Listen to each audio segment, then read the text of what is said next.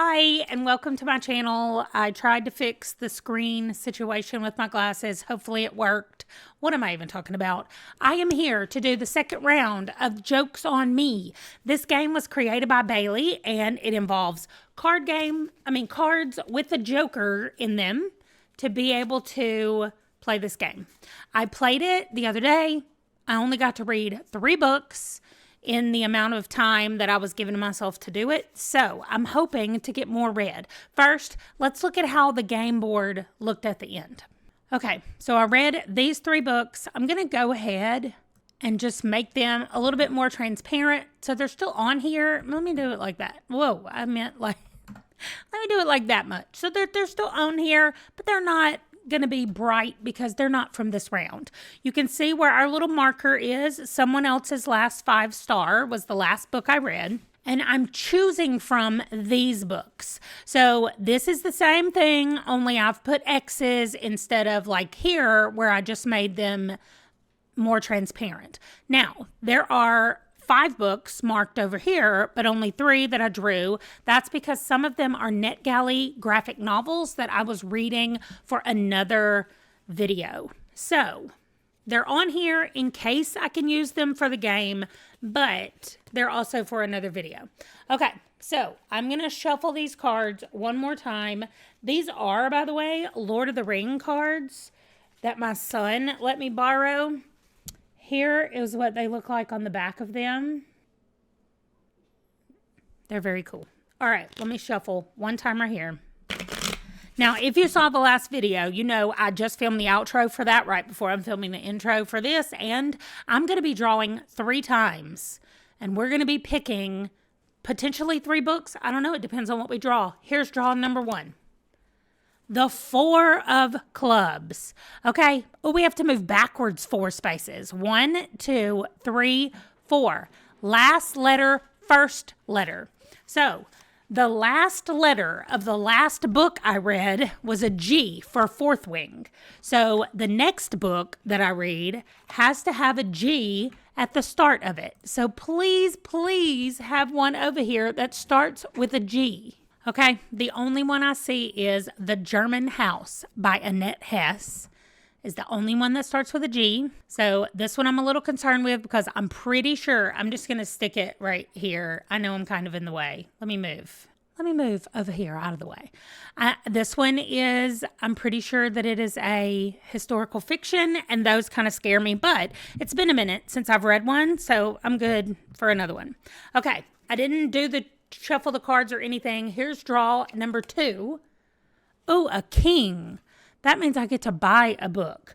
Okay, so there are 2 books I know on the list right now that, in this group right here that I will have to buy to be able to read them audibly. So I'm going to go figure out which ones those are though.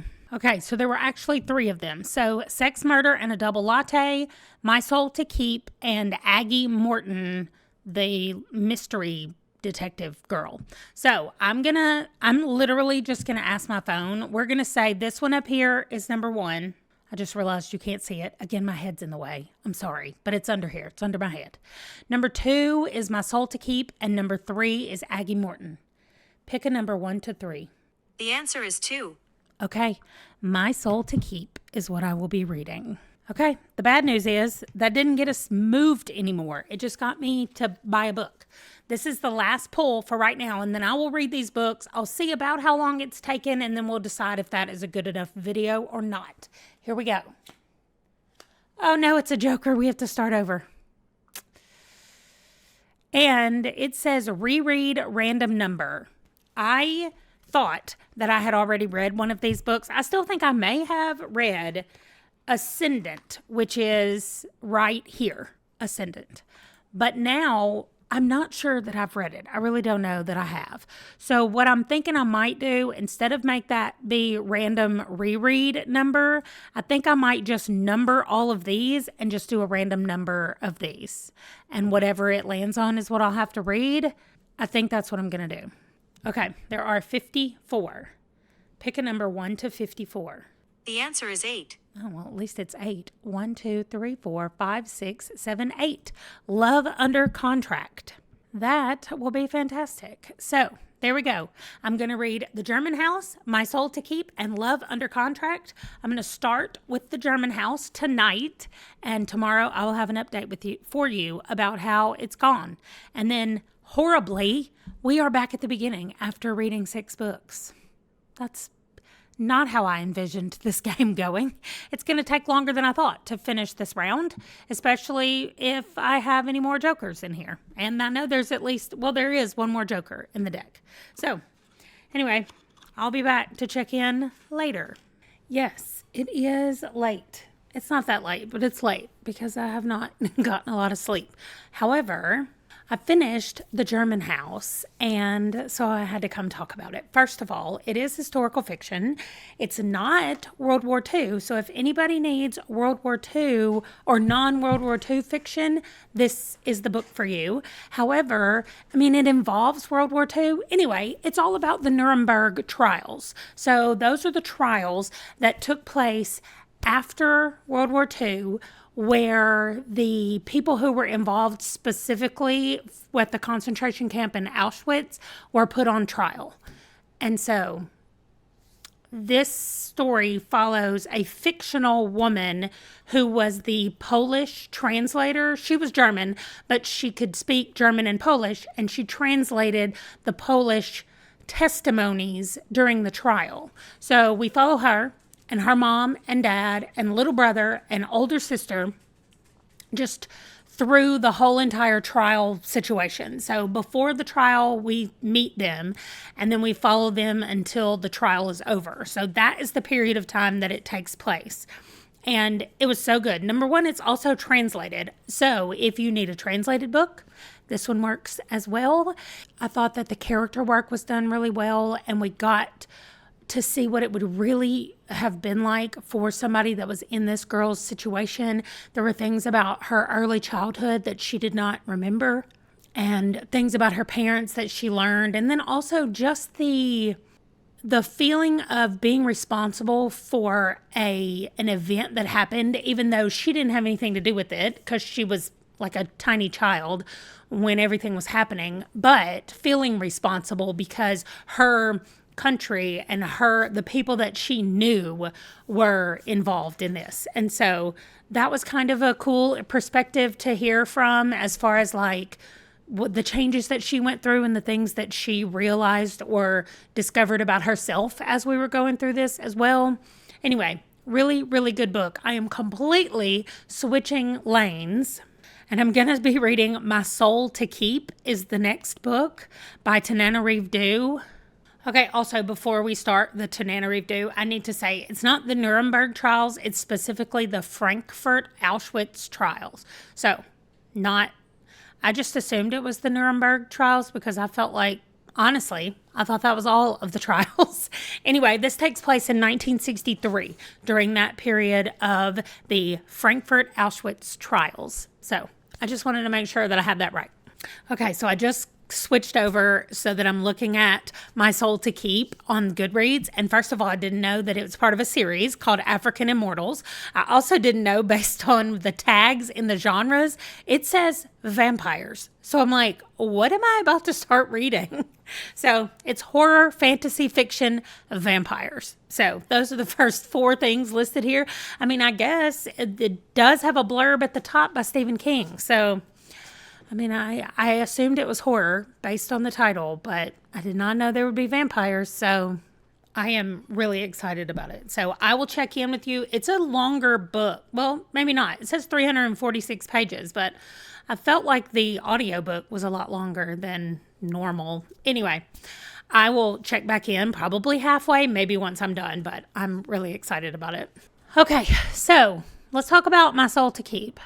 I am 20% of the way through, and I think I'm going to DNF it.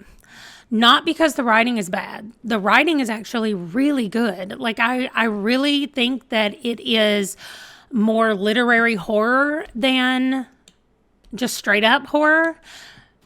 However, it's really slow. And maybe that's the point. Maybe we're supposed to go slowly through these people's lives, but Jessica and David are married at the beginning of this book, and we learn things about David as we're going through. And I don't know, like I don't connect with either one of them. Jessica seems to be really aloof and not committed really to her family. She seems to be more committed to her job and what she wants to do there. And then David is more committed to keeping his secret, and anything else that gets in the way of that gets taken out. So I don't know. I'm gonna quit it, but maybe not forever. Like if it comes back up and there's a reason for me to read it, I think I will. But for now, I'm just going to DNF it. That means that I move down to The Love Contract. So I'll be reading that one. And then when I'm done, we'll come back and we will draw cards. That probably is not going to happen here because I am leaving. So I'm not going to finish The Love Contract before we leave for my trip. So I might tonight, before I'm packing everything, I might come back in and go ahead and do my next draw for the next 3 books because I'm going to be driving for like 15 hours tomorrow. And so it'd be nice if I knew like what I was reading for tomorrow. So anyway, The Love Contract, I will at least come back tonight and tell you where I am in the process. We're going to be getting packed today, finishing up work stuff, and then we're leaving in the morning. So I'll come back and talk about The Love Contract. I've read the first chapter so far, and it seems like our main female character just found out that her sister is engaged to her ex-boyfriend and she's got to go to Thanksgiving in a month. And so I feel like she's going to ask the guy that she just met, who clearly has to be the main male character. I feel like she's going to ask him to pretend to be her boyfriend for Thanksgiving. And y'all know I'm here for some fake dating. So that is what's happening in this one, but I don't know exactly what's going to happen. I've read 1 chapter, like I said. So that's it. I'm going to keep going on that, and I'll check in tonight. Okay, clearly I hit record right when it's time for Django to eat, so never mind. Okay, my new glasses are here. Well, my old glasses are still here with new lenses, and then I have like wear these while you look at the computer glasses, and then these are my whole life glasses. I don't know. This is welcome to 46. Okay, I am going to go ahead and do my next 3 draws. Now, I don't know if this is going to be added on to the end of the current vlog that I'm doing because I need to edit it and see how long it's going to be, or this might be the beginning of the next vlog, if that makes any sense. But I have not started editing yet, so I don't know how long this video is going to be. And I just don't want another joker. Let me shuffle. I mean, it won't matter if I get a joker. Honestly, I just won't be moving. I don't have to go back or start over. And that means there's only 1 more joker in this deck. So I don't want to get like all the way around close to the end and then draw a joker. So let me get the game board pulled up and we'll pick the next card. Okay, I'm pretty much out of the way. I have not finished Love Under Contract, but I have finished The German House and I've DNF'd My Soul to Keep. You guys know this, I just told you. So I'm going to go ahead and draw and we'll see what we're doing next.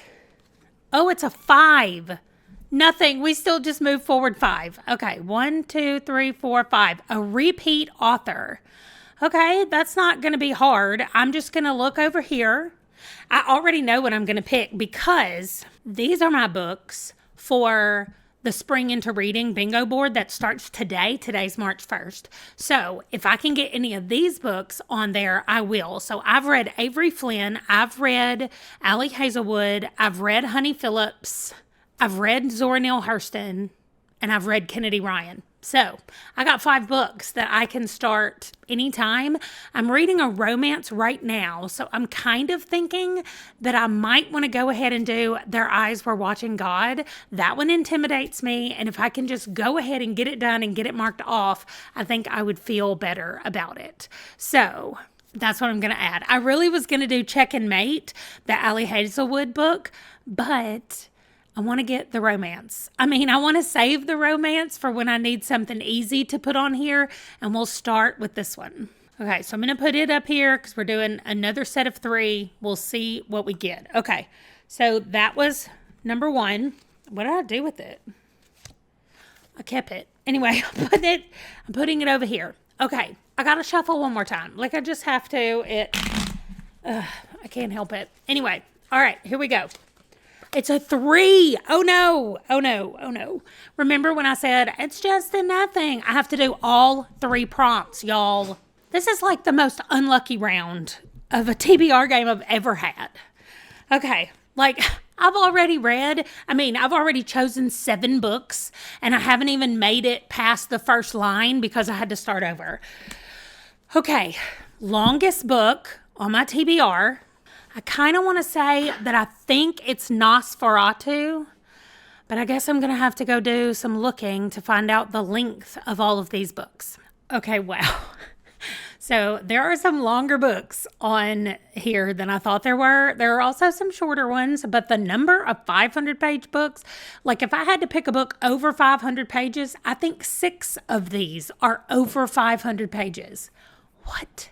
Anyway, okay. The longest one, I said I thought it was going to be Joe Hill's Nosferatu. That is number 2. The longest one is Joe Hill's The Fireman, 768 pages. What? I honestly don't even know what this book is about, but apparently I'm going to be reading it. Good thing I'm going to be in the car for a very long time tomorrow. Hopefully my teenagers will all have their headphones completely charged so that they don't have to worry about listening to The Fireman, because apparently that's what I'm going to be listening to. Okay, so The Fireman is the longest book. We're going from here 3 spaces. The next one is Readathon, which is very good because, again, I have this readathon going on. So I want something easy, short. I'm going to do Fresh Brewed Murder. That's the shortest book on this TBR. That's what I'm going to go with.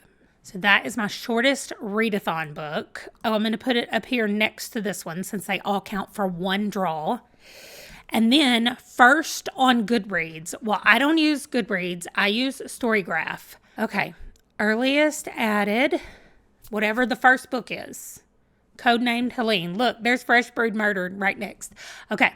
So Codename Helene is right here. That one is longer as well. I am not looking forward to that one. That's in the 400 section. Anyway, there we go. Those are all for this one. That gave me 1, 2, 3 spaces and 1 more card pick. Let me make sure I move that 3 out of there before I accidentally draw it again. Okay, I'm going to shuffle. Oh my goodness. Okay, here we go. It's a 7. What does 7 jump across the board? Yes. So if we fold the board in half, which is what she said, we would end up right here on another readathon book. That is exactly what I needed. And look how close we are to the end. I don't want another 7 because I don't want to go back across the board. But, wow, we've just made it more than halfway all of a sudden. After 1, 2, 3, 4, 5, 6, 7, 8, 9, 10, this will be book number 11. So I don't know why I said all of a sudden.